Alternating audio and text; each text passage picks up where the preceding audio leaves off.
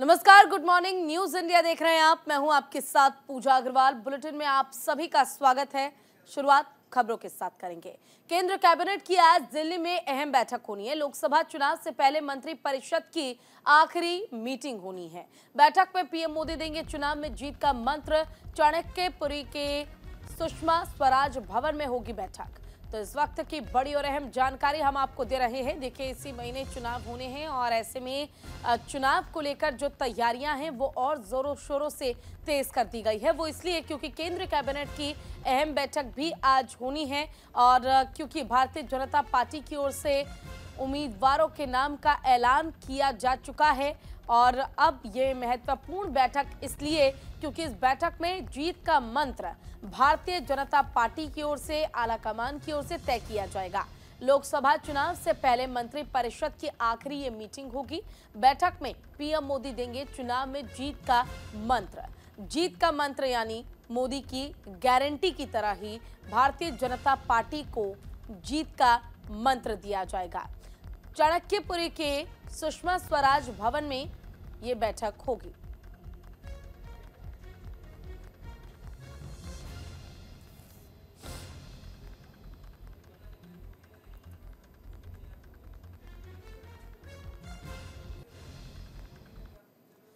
रुक करते अगली खबर का। बीजेपी ने जारी की उम्मीदवारों की पहली लिस्ट। 195 यानी कि 195 उम्मीदवारों के नामों का ऐलान कर दिया गया है।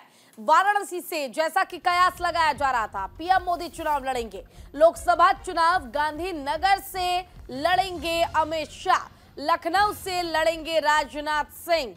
तो देखिए, फिलहाल जो 3 ये नाम है अपने आप में बड़े नाम और इनके जो संसदीय क्षेत्र है उनको बदला नहीं गया है। अगर हम बात कर ले प्रधानमंत्री नरेंद्र मोदी की, वो वाराणसी से लड़ेंगे चुनाव। अगर बात कर ले अमित शाह की तो वो गांधीनगर से चुनाव लड़ेंगे। और अगर बात करें राजनाथ सिंह की तो वो लखनऊ से चुनाव लड़ेंगे, यानी अपने ही संसदीय क्षेत्र से चुनाव लड़ेंगे ये 3 उम्मीदवार। लेकिन इसके अलावा 195 और उम्मीदवार है। कुल 195 उम्मीदवारों के नाम का ऐलान किया गया है, घोषणा कर दी गई है। और इस बार देखिए ये भी है कि कई लोगों के टिकट कटने तय हैं। विचार करते हुए हर लोकसभा क्षेत्र के लिए कुछ प्रदेशों के पहले फेज में नाम केंद्र की ओर आए। आदरणीय राष्ट्रीय अध्यक्ष जी के साथ प्रदेश की चुनाव समिति ने और चर्चा उसमें की और अंतिम 29 फरवरी को केंद्रीय चुनाव समिति जो माननीय प्रधानमंत्री और माननीय अध्यक्ष जी की उपस्थिति में हुई, उसमें 16 राज्य और 2 केंद्र शासित प्रदेश में से 195 सीट्स का निर्णय हुआ। उसमें माननीय प्रधानमंत्री जी वाराणसी से चुनाव लड़ेंगे। 34 केंद्रीय मंत्री एवं राज्य मंत्री, इनके नाम इस सूची में 195 में है। एक लोकसभा अध्यक्ष जी का नाम भी है और 2 पूर्व मुख्यमंत्री। ऐसे 195 में उम्मीदवारों के नाम हैं। उसमें 28 हमारी मातृशक्ति है। 50 से कम उम्र वाले 47 युवा उम्मीदवार, 47 फीमेल 28, मातृशक्ति 28, यूथ 47, अनुसूचित जाति शेड्यूल कास्ट 27, शेड्यूल ट्राइब अनुसूचित जनजाति 18 पिछड़ा वर्ग ओबीसी 57, ऐसे सभी वर्गों को, सभी समाज को, सभी जातियों को प्रतिनिधित्व इस पहले लिस्ट में दिया है।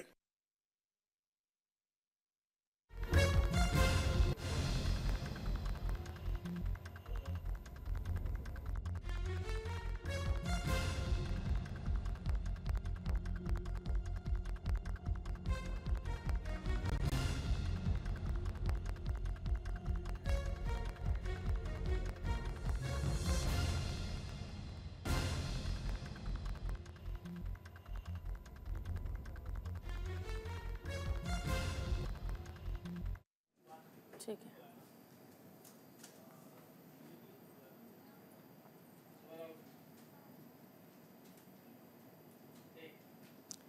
तो देखिए, बीजेपी की ओर से लिस्ट जो है वो जारी कर दी गई है। पहली लिस्ट में 34 केंद्रीय मंत्रियों के नाम शामिल है। इसमें 4 पूर्व मुख्यमंत्री को लोकसभा का टिकट मिला है। 27 एससी, 18 एसटी और 57 ओबीसी को टिकट दिया गया है, यानी कि 57 ओबीसी उम्मीदवार है। पहली लिस्ट में 28 महिला उम्मीदवार हैं। 47 युवाओं को इस बार टिकट दिया गया है। दिल्ली में 4 सांसदों के टिकट काट दिए गए हैं। बीजेपी की पहली लिस्ट में 4 भोजपुरी स्टार और 34 मौजूदा सांसदों के टिकट काट दिए गए हैं। दिल्ली में बीजेपी ने उतारे हैं 4 नए चेहरे। वहीं यूपी में 51 सीटों पर उम्मीदवार घोषित किए गए। कुल मिलाकर 195 उम्मीदवार भारतीय जनता पार्टी की ओर से घोषित किए गए हैं, जिसमें से अगर दिल्ली की बात कर ले तो 7 वहां पर लोकसभा सीटें, लेकिन 4 सीटों पर चेहरा जो है वो भारतीय जनता पार्टी ने बदल दिया है। 4 नए चेहरों को मौका मिला। 48 में इसमें महिलाएं हैं जिन्हें इस बार मौका मिला है और युवाओं को भी इस बार मौका दिया गया। यानी साफ तौर पर अगर कहा जाए तो जिसकी उम्मीद थी कि बदलाव होगा, परिवर्तन होगा, कई लोगों के टिकट कट सकते हैं, कई लोगों को टिकट दिया जा सकता है जो कि नए चेहरे होंगे, ठीक वैसा ही कुछ नजर आया जब कल शाम 6 बजे प्रेस कॉन्फ्रेंस की भारतीय जनता पार्टी ने।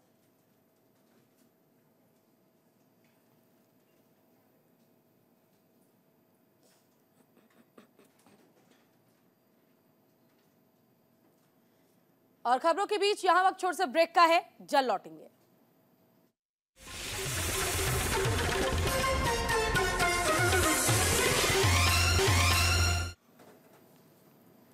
चलिए, तो ब्रेक के बाद एक बार फिर से स्वागत है आप सभी का। रुख करते खबरों की ओर। बीजेपी की लिस्ट जारी होने के बाद सीएम विष्णुदेव साय का बयान सामने आया है। बीजेपी की लिस्ट बेहतरीन लिस्ट है और इस लिस्ट में सभी का ध्यान रखा गया है। छत्तीसगढ़ के मुख्यमंत्री विष्णुदेव साय की ओर से यह बयान दिया गया। बीजेपी की लिस्ट पूरी तरह से संतुलित है, जहां पर जशपुर लोकसभा चुनाव 2024 के लिए बीजेपी की पहली उम्मीदवार सूची पर छत्तीसगढ़ के मुख्यमंत्री विष्णुदेव साय ने कहा है कि ये एक बेहतरीन सूची है, यानी कि लिस्ट है, और ये एक संतुलित लिस्ट है। हर चीज का इसमें ध्यान रखा गया है। मैं वरिष्ठ नेतृत्व को धन्यवाद देता हूं। उनका बयान सुनिए।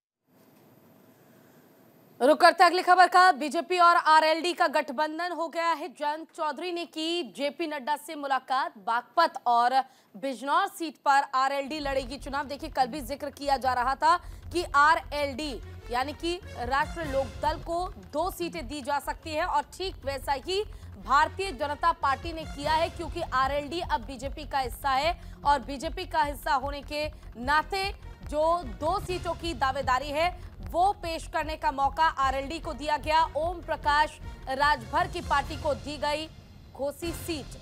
ओपी राजभर की पार्टी को एक सीट दी गई है जो कि घोसी लोकसभा सीट है। इसके अलावा अगर बात की जाए तो जेपी नड्डा के साथ मुलाकात की तस्वीरें हम आपको दिखा रहे हैं। शिष्टाचार ये मुलाकात रही। आरएलडी का गठबंधन भारतीय जनता पार्टी के साथ होने के बाद जयंत चौधरी ने जेपी नड्डा से मुलाकात की है।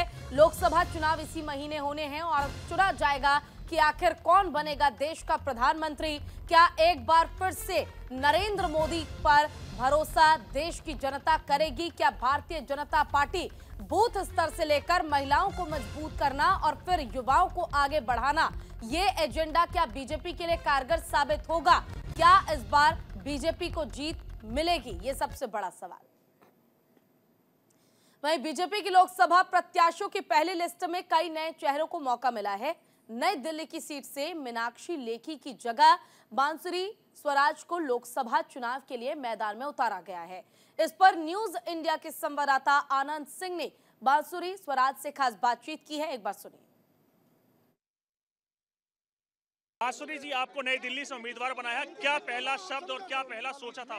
जी, कृतज्ञता महसूस कर रही हूँ और आभार व्यक्त करना चाहती हूँ यशस्वी प्रधानमंत्री श्री नरेंद्र मोदी जी का, आदरणीय गृह मंत्री अमित शाह जी का, आदरणीय राष्ट्रीय अध्यक्ष जेपी नड्डा जी का, संगठन महामंत्री आदरणीय श्री बीएल संतोष जी का, प्रदेश अध्यक्ष श्री वीरेंद्र सचदेवा जी का, पवन राणा जी का, माननीय जेपी नड्डा जी, माननीय जय पांडा जी का और बड़ी बहन अलका गुर्जर जी का और भारतीय जनता पार्टी के प्रत्येक कार्यकर्ता का जिन्होंने मुझे ये अवसर दिया है। नई दिल्ली से आम आदमी पार्टी और कांग्रेस के उम्मीदवार हैं सोमनाथ भारती, कितना स्ट्रगल फाइट और कितना मजबूत देखती हैं उनको? बहुत विनम्रता से कहूंगी, बाबा सोमनाथ का आशीर्वाद तो मोदी जी के साथ है, सामने कोई भी सोमनाथ खड़ा हो। आखिरी सवाल ये है कि क्या मुद्दे रहेंगे लोकसभा में आप जा रही हैं, क्या क्या लोगों के बीच में ले आकर प्रेजेंट करेंगे मुद्दों से लेकर तमाम चीजें?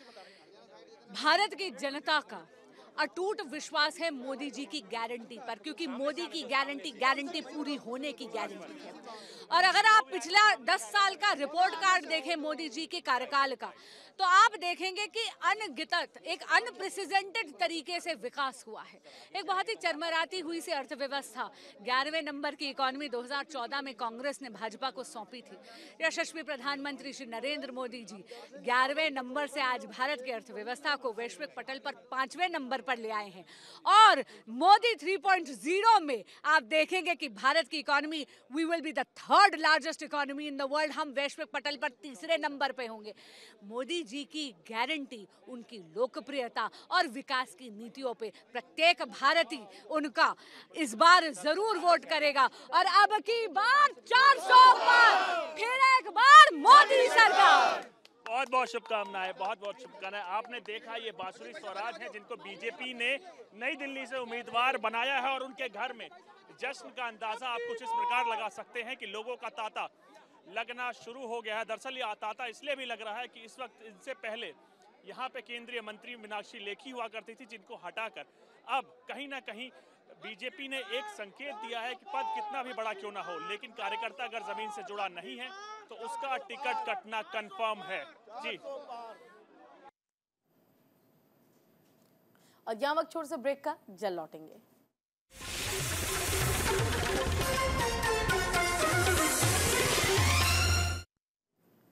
और ब्रेक के बाद फिर से स्वागत है आप सभी का। बीजेपी ने जारी की है उम्मीदवारों की पहली लिस्ट। पीएम मोदी ने बीजेपी को धन्यवाद किया है। पीएम मोदी ने एक्स पर किया पोस्ट, बाबा विश्वनाथ की नगरी काशी में तीसरी बार टिकट मिला है पीएम मोदी को। परिवारजनों की सेवा को लेकर बहुत उत्सुक हूं। बीजेपी नेतृत्व को बहुत बहुत धन्यवाद। तो लोकसभा चुनाव को लेकर बीजेपी ने 195 उम्मीदवारों की लिस्ट जो है वो जारी कर दी है। ये पहली लिस्ट है लोकसभा चुनाव को लेकर। पीएम मोदी ने एक्स पर पोस्ट कर पार्टी और कार्यकर्ताओं का धन्यवाद किया है। पीएम ने अपने पोस्ट में लिखा, बाबा विश्वनाथ की नगरी काशी में तीसरी बार अपने परिवारजनों की सेवा को लेकर बहुत उत्सुक हूं। बीजेपी के नेतृत्व को बहुत बहुत धन्यवाद। इसके साथ ही मुझ में निरंतर विश्वास जताने के लिए पार्टी के करोड़ों निस्वार्थ कार्यकर्ताओं को मेरा नमन। 2014 में मैं लोगों के सपने को साकार करने और गरीब से गरीब को सशक्त बनाने का संकल्प लेकर काशी गया था। बीते 10 सालों में काशी का कायाकल्प करने के लिए हमने अलग अलग सेक्टर में तेज प्रगति की है। विकास के इस चौतरफा प्रयास में आगे भी कोई कोर कसर बाकी नहीं रखूंगा। काशी के मेरे भाइयों और बहनों ने मुझे जो अपार स्नेह और आशीर्वाद दिया है, उसके लिए मैं हृदय से अपनी कृतज्ञता व्यक्त करता हूं।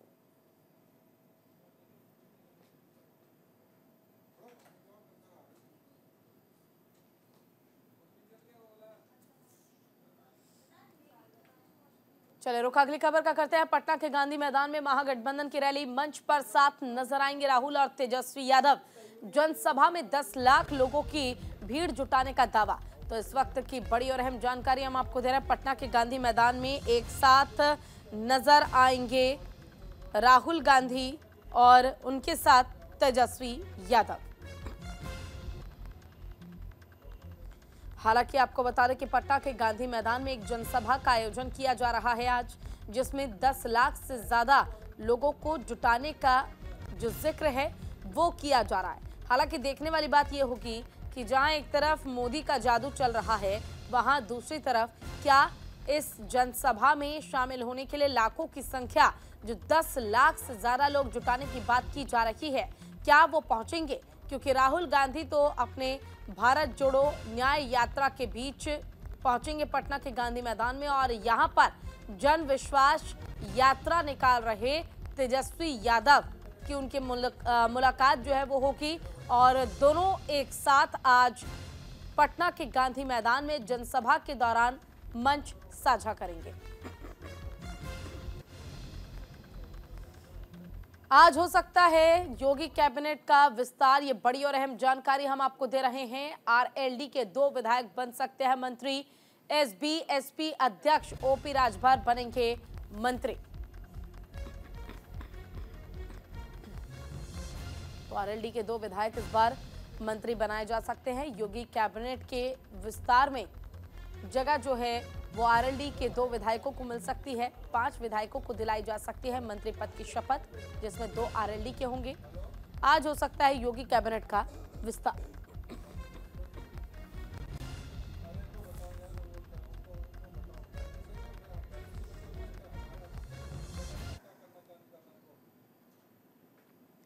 तो वहीं पूरे उत्तर भारत में मौसम ने एक बार फिर से करवट ली है। दिल्ली समेत यूपी हरियाणा के कई जिलों में झमाझम बारिश हुई। हम आपको 4 तस्वीरें आपके टीवी स्क्रीन पर दिखाने जा रहे हैं। बारिश के बाद से पारा किस तरह लगातार गिरता जा रहा है, जिसके बाद ठिठुरन यानी कि ठंड एक बार फिर से बढ़ गई है। वो 4 तस्वीरें हम आपको आपकी स्क्रीन पर दिखाएंगे। अलग अलग राज्यों में क्या है हालात और किस तरह से ठंड लगातार बढ़ती जा रही है। देखिए, दिल्ली, हरिद्वार और साथ ही सीतापुर और करनाल, इन जगहों पर आप देखिए किस तरह से ठंड जो है वो काफ़ी ज़्यादा बढ़ गई है, और बारिश के कारण ठंड बढ़ी, जिससे लोगों को भी परेशानियां झेलनी पड़ रही है। और इसी के साथ इस बुलेटिन में बस इतना ही। नमस्कार।